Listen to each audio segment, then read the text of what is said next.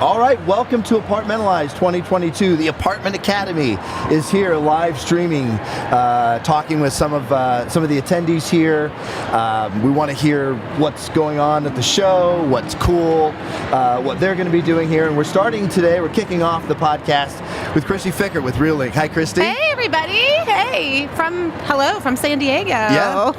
Hello from San Diego. So, Kristi, tell us a little bit about Realync first before we get started. Sure. Realync, we're just a one single platform for video engagement in multifamily. So it's a video tool that's used on-site by on-site professionals so that they can produce content that converts and engages their renters and turns into leases or, loyal residents who want to stay. So one platform. You're not using multiple apps or multiple technologies, and of course it integrates with most of the industry CRMs and other systems that you would want it to, so you can track everything. Right. So that's technology that in the last 2 years, like the importance of that and doing that well has really increased because remote leasing and COVID forced us to do things in a different way. So the technology you guys have brought has really, I think, probably exploded.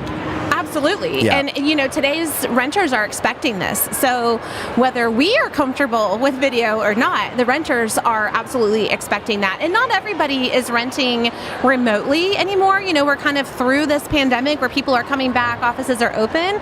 But you do have a group of people who, it's not that they don't want to come to the property because of a pandemic. They just want the convenience of it. I haven't stopped ordering my groceries online because the pandemic is over. It's just convenient. Yes. Fits better into my life. And so a lot of people are wanting to do that as either, a part of their early leasing process. They just want that convenience of connecting over video. Well, let me do this, pre-shop to see if it's worth my time driving out there.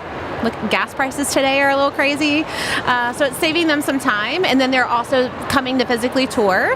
Or you also see people who they don't need to see it in person. And we've seen that about 52% of people say that they don't even need to come out to physically see the unit. Right. Now that's crazy. Yes, but that's a massive sea change in our perception of how we thought people needed to lease. Yes. So I think it's safe to say that you are at the forefront of some really advanced marketing, leasing, thought leadership.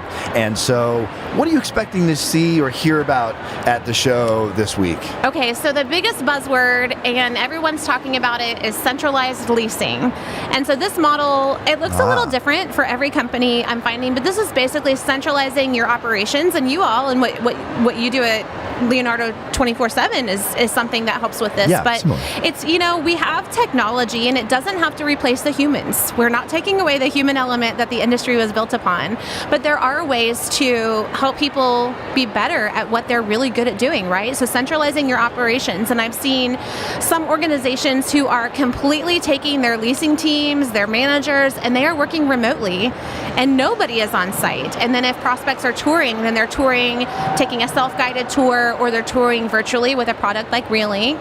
And then you have other companies who have a concentration of properties in a specific market or neighborhood, and so they're kind of using this pod approach where instead of having 4 different leasing offices for 4 different properties, they're kind of pulling those people into one office, and then they're managing operations from there and touring prospects through multiple different properties, but you need fewer people to do that. So what it does, and what I love as an industry veteran, is it's letting your leasing teams and your managers do what they do best. They're not having to get packages and sort packages and deal with all of those other nuances, but they really are focusing on your renter then, because you're alleviating all of these other pain points. Yeah, maybe giving the opportunity for some of your best renters or leasing agents to be spread across multiple properties and sort of, spread the love a little bit. Yeah, so interesting. If y'all haven't checked out TriCap out of Chicago, they are a great test case about this, and Suzanne is here this week, so I'd encourage everyone to go find her and connect with her.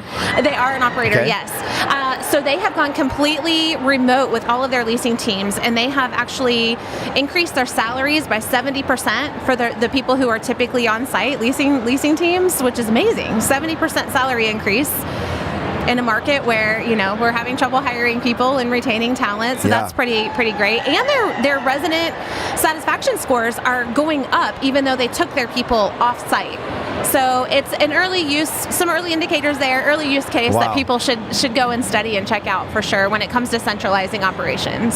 Wow, that's interesting. I know you said it doesn't reduce the number, but but maybe it does a little bit. I mean, something had to make room for those increased salaries, right? Sure, but I think what you're doing is you're reallocating your assets, and then through technology, like there are some things that a leasing person doesn't need to be doing every day. For example, handing out packages, or when we know that 50% of the renter base doesn't need to physically come and take a tour. They've told us through research that they're willing to use video or virtual touring. Well, then you don't need as many people on site to take tours if half of your renters aren't wanting to tour in that way. Yeah. So I've heard it proposed. So one thing is you have a few. You reduce the overall staff count, perhaps. You can reallocate it to better salaries, which this industry sorely needs, or. I've heard people, and interesting. I'd love to talk to the company from Chicago, see if they've considered this, but also increasing like the general population of just customer service people, just to provide focus on the people. Yes. In a way you can't right now because you don't have the overhead for that. That's exactly what they've done. So, and they actually, Suzanne has it modeled out. So again, encourage anyone to go and meet with her. She'll share anything. She's an open book, which I love. I think that's how we all should be. All right, somebody needs to get industry. Suzanne. Yeah, go find Suzanne Hobson on the Apartment Academy tomorrow. Okay. But they did that. They changed the titles, they changed the job descriptions a bit, and so what we're property managers are now in charge of that customer, client, renter engagement, if you will. Cool. Yeah. Well, what do you think, Kristi, in terms of scale? Like, how large of an operator do you think you need to be to really take advantage of centralized leasing? So I saw centralized leasing years ago happening with the smaller operators, actually. It was easier for them to do because they didn't have, their teams weren't as big, they didn't have, their technology stacks were a lot smaller, and so it was easier for them to sort of figure that out. I don't think you have to be any specific size. I don't think the same model works for every organization. So something that people can do, if your company just isn't embracing this yet, but you're behind it, or this is catching your ear and you want to know more about it, there are things that you can do just in your marketing stack to start to centralize that. I still see properties today that don't let people self-schedule their tours to come out and visit the property. That's a problem. Let people, if they know they want to come and visit you and they want to come at 10 a.m. tomorrow, let them look at a calendar and see if that time is available and book a time to come out, and that's saving your team so much time. Yes. So I sense in that moment a gap, a technology gap, and that's being filled by somebody. Is there a technology stack that you can riff off the top of your head that people need to have in place in order to facilitate this? I think what you have to do is you have to evaluate. We have a really, we tend to, in this industry, we're getting better about it, but we tend to be very heavy at the top of the marketing funnel. So we tend to invest a lot in advertising and things that drive traffic, but we don't pay as much attention to the middle of the marketing funnel or even the bottom of the funnel.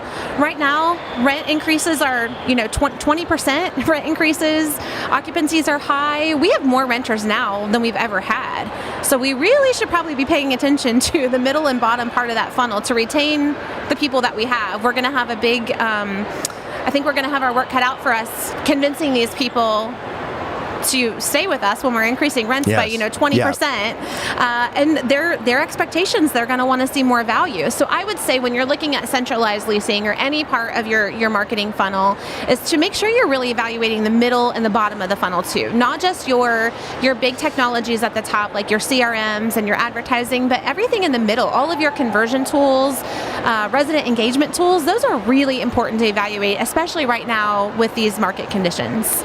All right. Well, if you want to learn more about remote leasing, but also, of course, video tours, do you know your booth number? I hate to put you on the spot. I should, but I come to network, and we'll connect.